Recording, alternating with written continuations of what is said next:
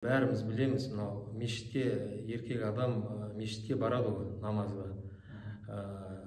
Көбінесе енді сүйенетін нәрсе 27 есе сауап.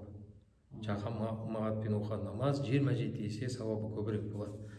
Және ол осы жерде де әр мазхаб әртүрлі үкім айтқан, ол бөлек енді шариғат, онда да айтып кеткенді жақсы, ол білген адамдарды артық мағлұмат болмайды. Ол кезде айтады, мысалы Хамбали мазхабының ғалымдары фардул айн деп айтты.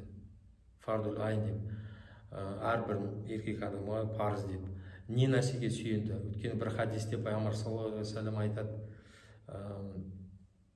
осы біреулер жамағатқа қатыспай жүр. Соларды мен жазалайын деп едім. Жазалағым келеді, олардың үйлерін өртейін деп жүр.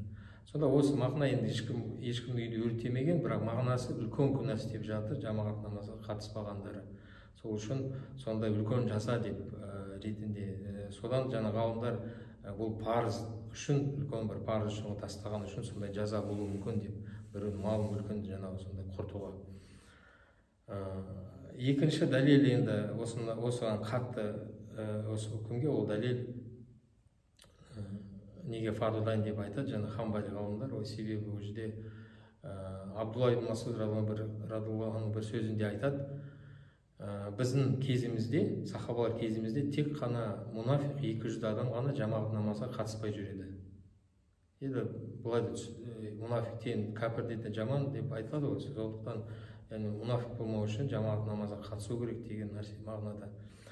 Ал Шафи мазхабының ғалымдары, олар бұл жерде ол мәселеде кішкене былай орташа пікірге кетті. Олар айтады, енді ол хадистерді біз оны аламыз, бірақ біз оны фардул кифая деп не қыламыз. Фардул кифая, өйткені біреулер барса, басқа мойнынан түседі, басқалар мойнынан түседі. Ол бәріне де қиын болады деп, еркек әрбір еркек бар. Біз онда қатты не қылмаймыз, фатуа үкім жасамыз, біз фардул кифая деп айтамыз. Жаназа намаз сияқты біреу қатысты, басқалар мойнынан түсті. Ешкім қатыспаса, бәрі күнәға батады деп. Ханафи мазхабында жамағат намазға мешітте оқу жайында ең мынандай жеңілдеу, бірақ ол жерде де дәлел бар. Ол жаңағыдай Шафимен қосылып, осы нәрседе бар. Екіншіден, неге Ханафи айтады сунна муаккада деп айтады, бекітілген сүннет. Ол қайдан алды бекітілген сүннет? Ол неге, ол сөзді неге жаңа Хамбали мен Шафилер ол бекітілген сүннет деп айтпады? Неге деп айтпады дегенде, өйткені Ханафилер ол сөзді тура хадистен өзінен алады екен.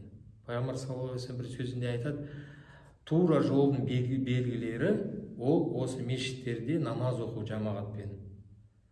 Кімде-кім сол нәрсені амалды тастаса, мешітте жамағатпен намазды оқу, тарабтун сунната набийикум деп арабша айтқан, сендер пайғамбардың өзінің сүннетін тастаған боласыңдар. Алла елшісі өзі сол жамағат намазды сүннет деп атап жатыр.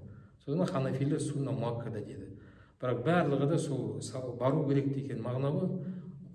Фардул айн десе, фардул кифая десе, сунна муаккада десе, бәрі сол жамағатпен намаз оқу керек деп сауап.